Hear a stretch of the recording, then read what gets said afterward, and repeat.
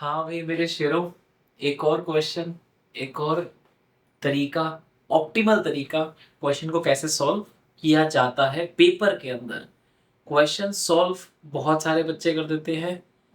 कितना जल्दी सॉल्व करते हो, कितना ऑप्टिमली सॉल्व करते हो, दैट मैटर्स। ठीक है, ये क्वेश्चन गारंटी देता हूँ, गारंटी आप विद इन 10 सेकेंड्स इस क्वेश्चन को सॉल्व कर दोगे। अगर ग्राफ से नहीं जाना तो बताता हूँ। आपको पता है जब x तुम्हारा लेस देन 1 होगा, नेगेटिव नेगेटिव नेगेटिव, स्लोप क्या होगा? -3। तो जब 1 होगा तो यहां तक जो लाइन आएगी उसका स्लोप होगा -3।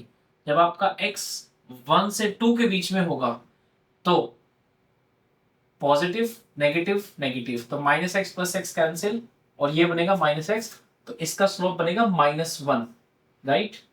तो इसका स्लोप बनेगा -1, थोड़ा ऐसा 2 तक, फिर 3 till 2 and 3 positive positive this, so slope will be +1, and then 3 onwards positive positive positive, slope will be +3।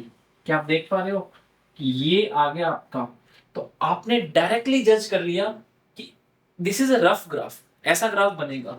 अब आपने डायरेक्टली जज कर लिया कि 2 पर वैल्यू मिनिमम है, मिनिमम वैल्यू 2 नहीं है, 2 पर वैल्यू मिनिमम है। जब x इक्वल टू 2 होगा तब इसकी मिनिमम वैल्यू आएगी। हम x इक्वल टू 2 पे वैल्यू निकालते हैं, इस वाले पार्ट की x इक्वल टू 2 पे, तो 2 - 1 1 0 1, तो this is coming 2। So coincidentally 2 ही इसकी मिनिमम वैल्यू आ गई। क्वेश्चन खत्म। आपको पता है y इक्वल्स टू k, तो अगर ये ग्राफ k की वैल्यू अगर 2 होगी तो इसके एक ही यूनिक सोल्यूशन आएगा।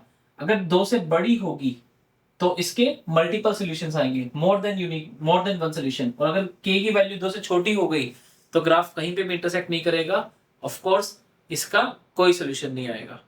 देखा ग्राफ से कैसे क्वेश्चन होता है। बस आपको basic understanding of the graph होनी चाहिए। अगर आपको नहीं है तो प्लेलिस्ट में जाओ, जाके देखो, वहां पे एक ग्राफ के लिए पूरी वीडियो मैं प्लेलिस्ट पे बना दूंगा।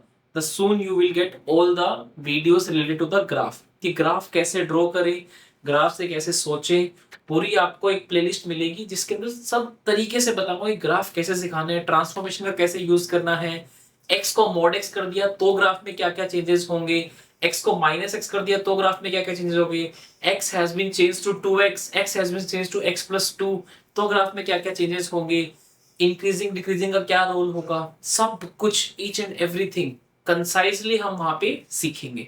ठीक है, तो ग्राफ की हेल्प से आप देख पा रहे हो क्वेश्चन बहुत आसान हो जाता है। आपने देखा कि हाँ लेस देन 1 है। अगर आप इस चक्कर में पड़ गए शुरुआत में, किस चक्कर में कि केस बना लो सॉल्व कर लो, तो बेटा पेपर में आप फंस गए, 5 मिनट तो पक्के गए। और अगर आपने ग्राफ सोच लिया क्वेश्चन हो जाएगा आपका 20 सेकंड में। दैट इज मोर इम्पोर्टेंट कि मैं पेपर में थोड़ा सा जल्दी क्वेश्चन को करूं।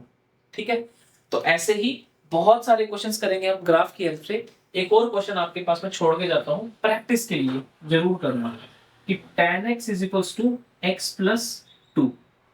इसके टोटल नंबर ऑफ सॉल्यूशंस मत निकालना कि when x is going from 0 to pi by 2 इसमें कितने नंबर ऑफ सॉल्यूशंस होंगे। तो नंबर ऑफ सॉल्यूशंस इन